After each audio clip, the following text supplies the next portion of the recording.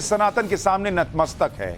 उसके लिए पिछले 9 साल में जिस तरह से पीएम मोदी ने काम किया है वो पहले किसी प्रधानमंत्री के कार्यकाल में नहीं हुआ। आप खुद याद कीजिए, काशी विश्वनाथ हो, उज्जैन महाकाल हो, अयोध्या हो, केदारनाथ हो, आज सनातन के इन केंद्रों का कायाकल्प हो चुका है।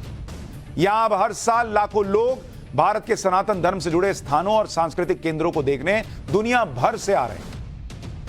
आज सनातन का वैभव बनकर आकर्षित करने वाले केंद्रों में एक नाम और जुड़ गया है और वो नाम है आदि गुरु शंकराचार्य की प्रतिमा। आज मध्य प्रदेश के ओंकारेश्वर में आदि गुरु शंकराचार्य की 108 फीट ऊंची प्रतिमा का अनावरण किया गया है। इस तस्वीर को देखिए, इस प्रतिमा को देखिए, हर सनातनी का दिल गदगद हो गया है इस प्रतिमा को देखकर। यह शंकराचार्य के 12 साल के बाल रूप आचार्य शंकर की झलक है। आज मध्य प्रदेश के मुख्यमंत्री शिवराज सिंह चौहान ने 5000 से ज्यादा साधु संतों के मार्गदर्शन में इस विशाल और अद्भुत प्रतिमा का अनावरण किया। प्रतिमा के अनावरण से पहले देश भर से आमंत्रित 300 वैदिक आचार्यों ने 21 कुंडीय हवन किया और इसके बाद प्रतिमा का अनावरण। यह इतनी ऊंची प्रतिमा है कि आपको 10 किलोमीटर दूर से साफ दिखाई देगी, 10 किलोमीटर दूर से। इसे ओंकारेश्वर ज्योतिर्लिंग मंदिर के नजदीक मानधाता पर्वत पर बनाया गया है। इस पर्वत के आसपास नर्मदा नदी बह रही है। इस विशाल प्रतिमा और आसपास के प्राकृतिक नजारे को देखने के लिए दुनिया भर से लोग आने वाले हैं। यह पूरा इलाका सनातन का एक और बड़ा केंद्र बनने वाला है। इस पर्वत पर आदि गुरु शंकराचार्य की प्रतिमा के अलावा उनके जीवन यात्रा को बताने के लिए शंकर संग्रहालय और आचार्य शंकर अंतर्राष्ट्रीय अद्वैत वेदांत संस्थान को भी बनाया जा रहा है, जिसमें पूरी दुनिया से लोग सनातन की शिक्षा लेने आएंगे। एक बार जब उद्घाटन हुआ, वहां कैसे वेदों का उच्चारण हो रहा था, मंत्रों का उच्चारण हो रहा था, क्या माहौल था, जरा देखिए। ज्ञान भूमि ओमकारेश्वर।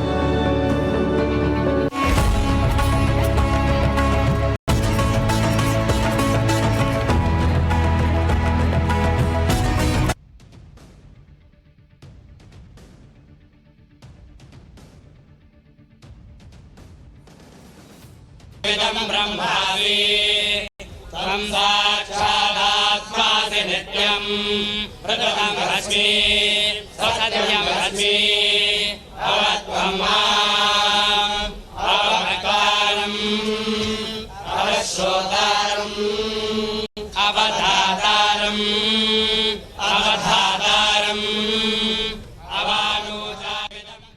अब सोचिए, जो लोग सनातन को मिटाने की बातें कर रहे हैं उनके कलेजे पर सांप नहीं लौट रहा होगा तो क्या हो रहा होगा कि वो सनातन को मिटाने की बात कर रहे हैं।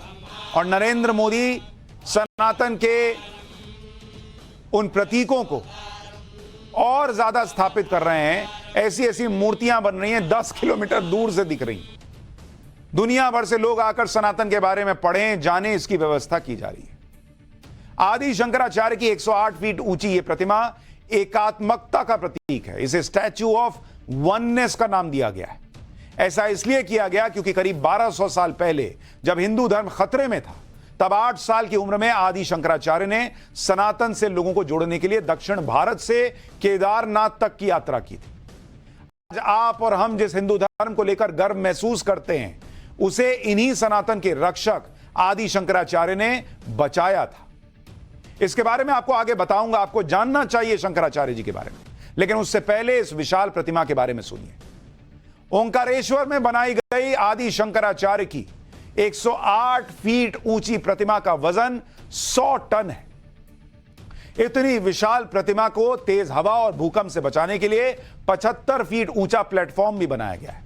इस प्रतिमा को 88% कॉपर, 4% जिंक और 8% टिन को मिलाकर तैयार किया गया है। इस प्रतिमा को L&T और JTQ नाम की 2 कंपनियों ने मिलकर बनाया है। इसे 290 पैनल में तैयार किया गया था। इन सभी पैनल्स को ओंकारेश्वर में लाकर जोड़ा गया। इस पूरे प्रोजेक्ट की लागत करीब 2100 करोड़ रुपए। इस विशाल मूर्ति के लिए 112 फीट लंबी रुद्राक्ष माला भी तैयार की गई है। इसे बनाने में 10,000 पंचमुखी रुद्राक्ष का इस्तेमाल हुआ है। इस माला को कर्नाटक के श्रृंगेरी शारदा पीठ से बनवाया गया है। इस प्रतिमा को बनाने में मध्य प्रदेश के लोगों का भी बहुत बड़ा योगदान है। दरअसल आदि शंकराचार्य का मध्य प्रदेश की 4 जगह ओंकारेश्वर, अमरकंटक, उज्जैन और रीवा से बहुत गहरा नाता है। इसलिए इन चारों जगहों में रहने वाले लोगों से धातु, जल और मिट्टी को इकट्ठा किया गया। करीब 23,000 ग्राम पंचायतों के लोगों से ये सारी चीजें इकट्ठा हुई और इसे मिलाकर प्रतिमा को बनाने में इस्तेमाल किया गया। इसलिए मध्य प्रदेश के लोगों का इस प्रतिमा से विशेष जुड़ाव भी है। इस विशाल प्रतिमा को बनाने में जनता का सहयोग, सरकार की पहल और कमाल की इंजीनियरिंग के अलावा सनातन की बहुत बड़ी भूमिका है। इस प्रतिमा को बनाने के लिए सनातन के जानकार संतों की एक टीम बनाई गई जो शंकराचार्य के बाल रूप को अच्छी तरह समझते हों। इसलिए प्रतिमा के हर हिस्से पर बहुत डिटेल से काम किया गया है। इसमें शंकराचार्य कमंडल कितना बड़ा होगा, हाथ में जो कमंडल है वो कितना बड़ा होगा, दंड की ऊंचाई कितनी होगी, रुद्राक्ष की माला कैसी होगी, उनका वस्त्र कैसा होगा, इस पर रिसर्च हुई, सेमिनार हुए। इसके बाद मुंबई के मशहूर चित्रकार वासुदेव कामत की इन सन्यासियों से चर्चा कराई गई और आदि शंकराचार्य की 11 से 12 वर्ष की उम्र की बालक रूप की कई पेंटिंग्स बनवाई गई। पेंटिंग तैयार होने के बाद मूर्ति को बनाने के लिए देश के 11 मूर्तिकारों का सिलेक्शन हुआ। सभी से इस तरह की 5 से 6 फीट की मूर्ति तैयार कराई गई। आखिर में 3 मूर्तियों का चयन किया गया और आखिर में सबसे बेहतर मूर्ति को चुना गया। यह वो मूर्ति है, पहले इसका छोटा वर्जन बना और फिर इसका बड़ा विशालकाय वर्जन। इसे महाराष्ट्र के सोलापुर में रहने वाले मूर्तिकार भगवान रामपुरे ने बनाया था। इसी मूर्ति के अनुसार अष्टधातु की 108 फीट की प्रतिमा तैयार हुई, जिसका ओंकारेश्वर में आज अनावरण किया गया। आदि शंकराचार्य की इस विशाल प्रतिमा को मध्य प्रदेश में क्यों बनाया गया है, जबकि उनका जन्म तो केरल के कालड़ी नाम के गांव में हुआ था और मात्र 33 साल की आयु में उन्होंने केदारनाथ में समाधि ले ली थी।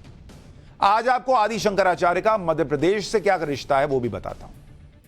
8 साल की उम्र में आदि शंकराचार्य यानी आचार्य शंकर के पिता का निधन हो गया था। तब मां से आज्ञा लेकर वो गुरु की खोज में निकल गए।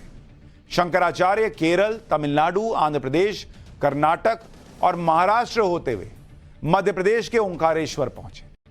यहां उनकी भेंट गुरु गोविंद भगवत पाद से हुई। करीब 3 वर्ष तक अपने गुरु के सानिध्य में उन्होंने वेद और उपनिषदों की शिक्षा ली। आदि शंकराचार्य के लिए कहा जाता है कि वो जिस शास्त्र को एक बार पढ़ लेते थे उसे कंठस्थ याद कर लेते थे, मतलब एक बार पढ़ लिया तो बस बैठ गया दिमाग में। इसलिए 11 वर्ष की उम्र में शंकराचार्य सनातन से जोड़ने के लिए अखंड भारत की यात्रा पर निकल गए, मात्र 11 साल की उम्र में। आदि शंकराचार्य ने मध्य प्रदेश के 4 स्थानों ओंकारेश्वर, अमरकंटक, उज्जैन और रीवा के पचमढ़ा में कई साल गुजारे। यहीं पर उन्होंने नर्मदा अष्टकम की रचना की थी। अमरकंटक मां नर्मदा का उद्गम स्थल है। यहां से उन्होंने मां नर्मदा की परिक्रमा यात्रा आरंभ की थी। दरअसल शंकराचार्य मध्य भारत के उस क्षेत्र को ऐसा आध्यात्मिक केंद्र बनाना चाहते थे जहां से एकात्म दर्शन को आगे बढ़ाते हुए सनातन का प्रचार प्रसार किया जाए। इस दौरान शंकराचार्य ने लोगों को सनातन से जोड़ने के लिए देश के 12 ज्योतिर्लिंग की यात्रा भी की। और यह वो दौर था जब भारत में सनातन धर्म खतरे में था। देश के लोगों का जुड़ाव, धर्म से जोड़ना जरूरी था क्योंकि दूसरे धर्मों से लोगों को जोड़ा जा रहा था, डराकर, धमकाकर, किसी भी तरीके से, लेकिन जोड़ा जा रहा था। और इस खतरे को देखते हुए शंकराचार्य ने सनातन की शक्ति और इसकी महिमा को घर घर तक पहुंचाने के लिए कर्नाटक के श्रृंगेरी, उड़ीसा में पुरी, गुजरात में द्वारका और उत्तराखंड में बद्रीनाथ में भारत के चारों कोनों पर 4 मठों की स्थापना की। और मात्र 33 वर्ष की आयु में उन्होंने केदार तीर्थ में समाधि ले ली। सनातन की रक्षा के लिए आज हर हिंदू को आदि शंकराचार्य का एहसान मानना चाहिए और उनके बारे में और ज्यादा जानना चाहिए। जाइए, देखिए इस मूर्ति को, और सिर्फ मूर्ति को मत देखिए, आदि शंकराचार्य ने सनातन की लड़ाई कैसे लड़ी है इसको समझिए। जिस सनातन को बचाने के लिए देश के एक छोर से दूसरे छोर चले गए, उस सनातन को आज मिटाने की बातें होती हैं।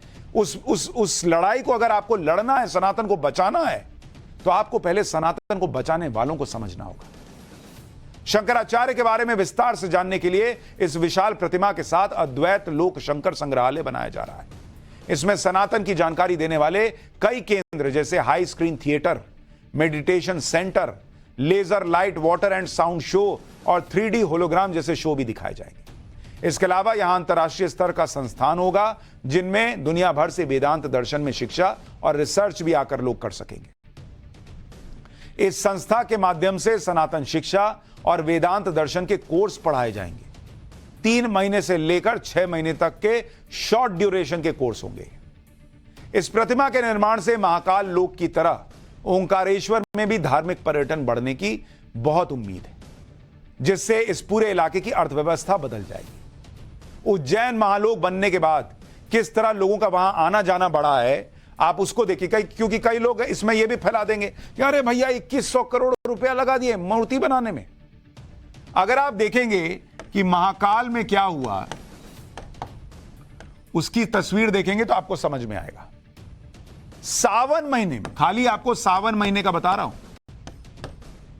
यानी 2 महीने जो सावन के होते हैं, उस 2 महीने में महाकाल में 2 करोड़ लोग आए हैं।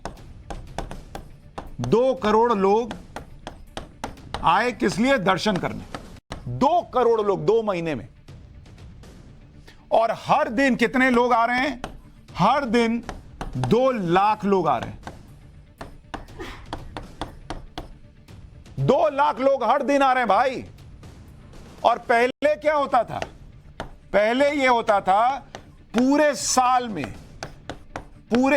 में मात्र 1.5 करोड़ लोग आते थे।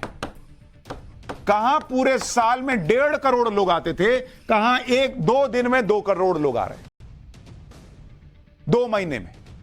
2021-22 में मंदिर की आय 28 करोड़ रुपए थी और महाकाल लोक बनने के बाद यह आय बढ़कर 100 करोड़ रुपए हो चुकी है, 100 CR।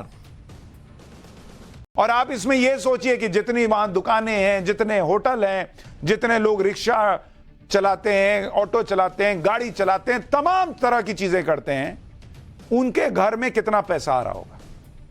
लेकिन यह बात सोचने के लिए भी कि सनातन को दिखाओ, बताओ, उसे जगाओ अंदर, लोगों के मन के अंदर, और उसे सुरक्षित रखो और साथ साथ देश की अर्थव्यवस्था भी बेहतर बना लो, इसको सोचने के लिए भी कोई नरेंद्र मोदी लग जाता है।